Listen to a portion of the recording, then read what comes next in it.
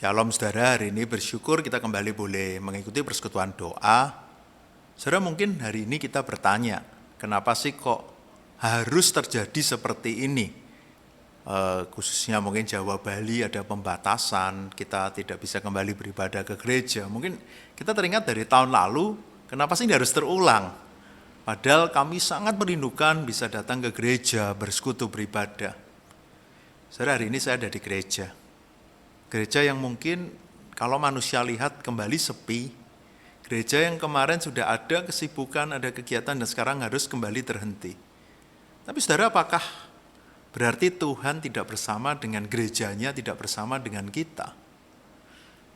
Bahkan mungkin saat ini ada dari kita yang bergumul dengan masalah-masalah kehidupan kita. Mungkin kita merasa kayak, Tuhan kapan ini selesainya? Dan aku merasa hidupku begitu sulit.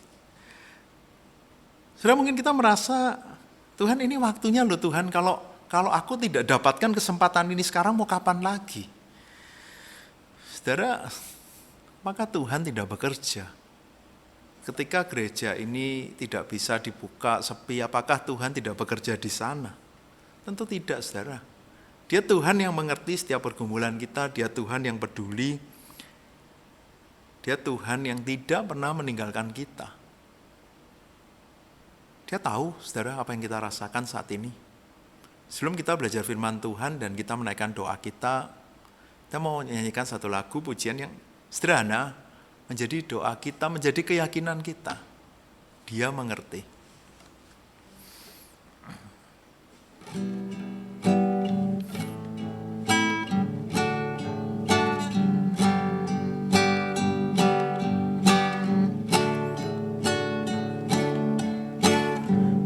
Terkadang kita merasa tak ada jalan terbuka, tak ada lagi waktu, terlambat sudah.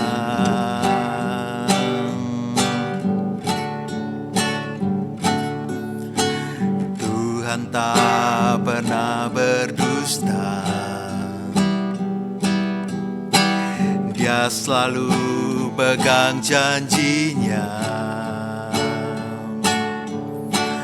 Bagi orang percaya, mujizat nyata.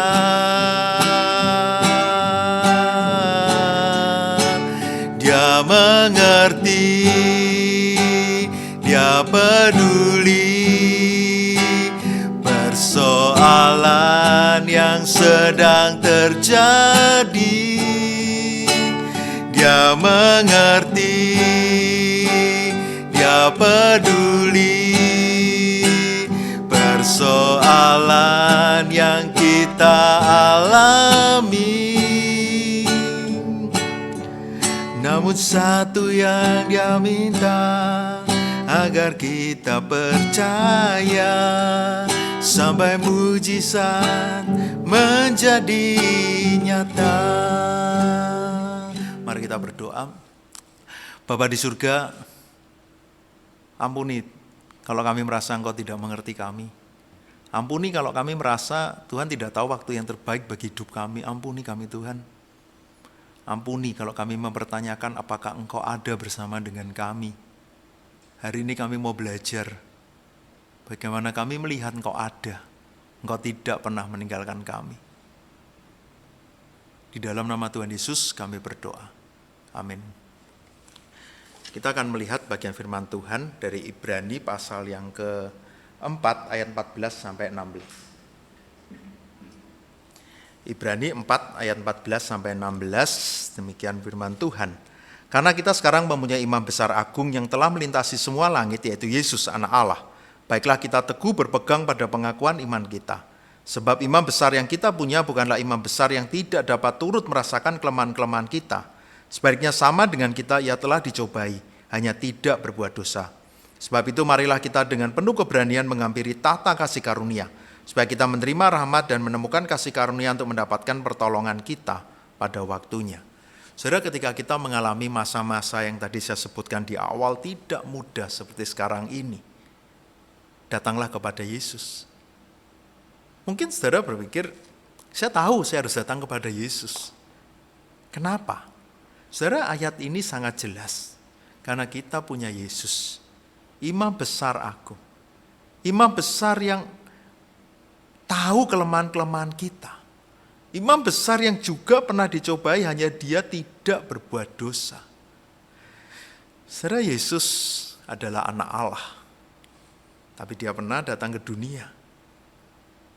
Dia menjadi yang sulung, dia menjadi penebus, dia yang saat ini menjadi pengantara sehingga kita boleh datang kepada Bapa di dalam doa-doa kita. Itu saudara, kita bukan orang-orang yang ditinggalkan sendiri oleh Tuhan. Kita bukan orang-orang yang tidak punya pengharapan. Tapi ketika kita tahu Yesus adalah imam besar, dia yang tahu setiap apa yang kita rasakan. Seperti lagu tadi, dia mengerti, dia peduli karena dia pun pernah alami perjuangan itu. Dia terlebih dahulu berjuang dan sekarang kita ada di dalam perjuangannya sebagai murid Yesus. Karena itu saudara, biarlah dalam masa ini, jangan pernah jauh dari Tuhan, jangan pernah meninggalkan Tuhan. Teruslah berpegang kepada pengakuan iman kita. Teruslah hidup dekat dengan Tuhan. Kalau ayat sebelumnya 12, sebab firman Allah hidup dan kuat, lebih tajam daripada pedang bermata dua manapun. Ya, memberikan pertimbangan, membuat hati kita, pikiran kita bisa memilih. Saudara, mungkin kita akan banyak mengambil langkah, banyak mengambil keputusan-keputusan untuk keluarga kita, untuk gereja, untuk pekerjaan kita, untuk masa depan kita. Saudara, tetaplah di dalam kebenaran. Jangan kita singkirkan kebenaran karena keadaan, karena kita merasa ini kepepet, aku harus lakukan segala cara. Saudara, hiduplah di dalam kebenaran. Lalu saudara, yang menarik, satu hal yang harus dilakukan lagi di masa ini, saudara. Kalau dia adalah imam besar yang tahu apa yang kita rasakan, ketika kita tahu kebenaran itu, maka kita tegak berdiri. Dengan penuh keberanian, kita mau datang kepada Tuhan.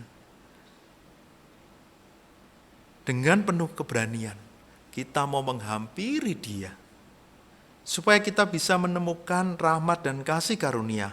Dan saudara, kalau lihat bagian yang terakhir ini luar biasa, saudara. Untuk mendapatkan pertolongan kita pada waktunya. Tuhan tahu, Dia memberikan yang terbaik. Yang kita lakukan adalah, aku tahu Dia pemilik hidupku, aku tahu Dia penebusku. Itu yang aku pelajari dari firman Tuhan, itu kebenaran yang aku tahu. Aku tahu juga, kalau aku yakin, Dia pun mengatur seluruh hidupku sampai akhir. Dia tahu waktu yang terbaik untuk anak-anaknya. Yang harus aku lakukan, aku datang kepada Dia. Terus menyerahkan seluruh pergumulanku, kekhawatiranku hanya kepada Tuhan. Saudara, menghampiri Dia. Mungkin dalam masa-masa kita panik, kita kadang lupa datang kepada Tuhan. Mungkin kita langsung cepat-cepat pengen sebarkan berita di WA group. Mungkin kita pengen segera bertanya. Mungkin kita membuka Google untuk mencari jawaban di sana. Tapi saudara, hari ini kita diingatkan. Carilah kebenaran itu. Baca firman Tuhan setiap hari di masa-masa yang tidak mudah ini. Ketika saudara menjalani hari, ada banyak hal yang terjadi. Ada banyak keputusan yang harus kita ambil. Dengan penuh keberanian, datanglah kepada Tuhan. Katakan seluruh isi hati kita kepada Tuhan. Dia tahu setiap kelemahan kita, saudara. Dia tidak akan menolak kita. Bahkan mungkin doa kita seolah-olah doa yang sangat sederhana, doa yang biasa. Dia tidak meminta doa yang bertele-tele, tidak meminta orang hebat yang datang. Karena kita adalah orang berdosa yang sudah ditebus, yang tidak layak, tapi Tuhan sudah layakkan. Karena itu datanglah dengan kejujuran di hadapan Tuhan. Tapi meminta hati dengan, Tuhan, aku mau terus hidup di dalam kebenaran. Aku mau melakukan kehendak Tuhan. Aku mau tetap setia sampai akhir meskipun ini masa yang sulit. Aku tidak mau mengambil keputusan menurut kesenanganku sendiri. Atau karena kepanikan. Tapi aku mohon nikmat dari Tuhan, penghiburan dari Tuhan, damai sejahtera dari Tuhan, sukacita yang dari Tuhan. Mari kita berdoa. Saya mengajak kita berdoa secara pribadi, kalau di sini menghampiri tata kasih karunia Tuhan. Saya mengajak, datanglah kepada Dia sebagai pribadi. Ambil waktu tenang di hadapan Tuhan. Nikmati waktu ini bersama dengan Tuhan yang begitu mengasihi kita. Tuhan penebus kita. Tuhan yang tidak pernah meninggalkan kita. Datanglah secara pribadi, berdoalah dekat dengan Dia.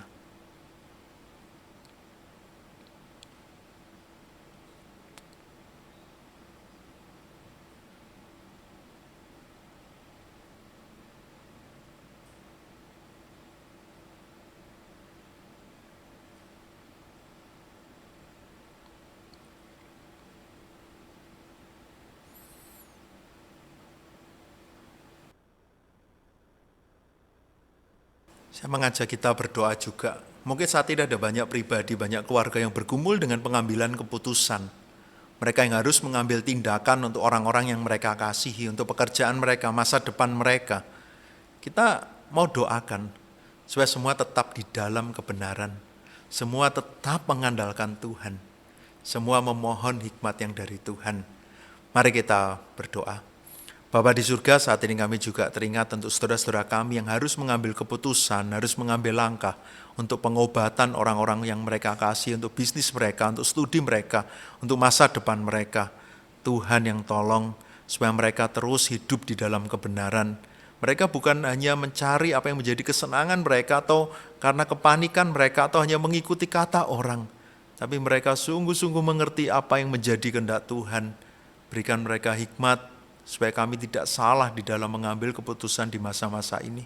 Tuhan tolong kami, kuatkan kami, dan biarlah kami terus hidup di dalam kebenaran dan datang menghampiri Engkau di dalam setiap pengambilan keputusan yang harus kami lakukan. Terima kasih Bapa. Kita juga berdoa untuk keadaan rumah sakit yang kita tahu penuh, IGD yang penuh.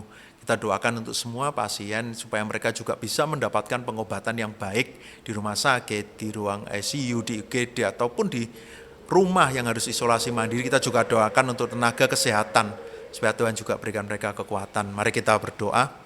Bapa di surga, saat ini kami juga teringat untuk keadaan rumah sakit yang ada di Indonesia yang saat ini penuh. Tuhan tolong supaya setiap rumah sakit boleh mengambil tindakan yang tepat. Juga setiap orang yang saat ini dirawat, mereka boleh dirawat dengan baik, mereka boleh diobati dengan baik. Tuhan sertai, cukupkan setiap kebutuhan obat-obatan dari setiap rumah sakit. Kami juga berdoa untuk setiap pasien, berikan mereka damai sejahtera, penghiburan yang dari Tuhan. Mereka yang ada di IGD, di ruang perawatan, bahkan yang ada di ICU, Tuhan yang kuatkan mereka. Ketika mereka harus isolasi mandiri, Tuhan juga berikan kekuatan penghiburan di rumah-rumah mereka masing-masing. Kami juga berdoa untuk setiap tenaga kesehatan, Tuhan juga kuatkan, Tuhan yang hiburkan mereka, Tuhan yang terus lindungi, jagai mereka bisa melakukan setiap tanggung jawab mereka dengan baik. Terima kasih Bapa. Bapa di surga, inilah anak-anak-Mu, kami semua rindu hidup di dalam kebenaran. Inilah kami yang mau terus datang menghampiri tahta kasih karunia Tuhan. Kami yang mau terus mencari Engkau dengan penuh keberanian, karena Engkau Imam Besar yang tahu apa yang kami rasakan. Engkau tahu setiap isi hati kami saat ini. Tuhan yang mampukan kami untuk bertahan di masa ini. Tuhan yang kuatkan kami, Tuhan yang tolong kami, supaya kami terus hidup benar, kami terus menjadi saksi-Mu dimanapun Tuhan tempatkan kami di masa ini. Justru ketika dunia membutuhkan kasih, membutuhkan pengharapan, disitulah kami boleh membawa kasih dan pengharapan tentang Kristus kepada dunia ini. Tuhan tahu setiap pergumulan kami di dalam pekerjaan kami, Tuhan yang cukupkan. Tuhan yang tahu setiap pergumulan keluarga demi keluarga, mungkin masalah relasi, Tuhan yang pulihkan. Tuhan juga tahu setiap pergumulan kami, mungkin yang studi saat ini dengan masa online, Tuhan juga yang tolong semua dapat berjalan dengan baik. Dan sebagai gereja kami pun rindu. Kami terus bertumbuh iman kami, Tuhan sertai setiap rekaman yang dibuat di gereja, setiap orang yang terlibat di dalam pelayanan di seluruh gereja di Indonesia, di seluruh dunia ini, supaya Tuhan juga lindungi mereka, berikan mereka kekuatan, jagai mereka, jauhkan dari hal-hal yang buruk, sehingga mereka tetap bisa membuat rekaman-rekaman yang boleh menjadi berkat bagi setiap jemaat. Dan setiap jemaat yang ada di rumah, mereka juga bisa terus bertumbuh di dalam masa ini. Karena Tuhan bersama dengan mereka, dan mereka bersama dengan Tuhan. Terima kasih Tuhan untuk kesempatan kami boleh bersekutu. Di dalam nama Tuhan Yesus kami berdoa. Amin.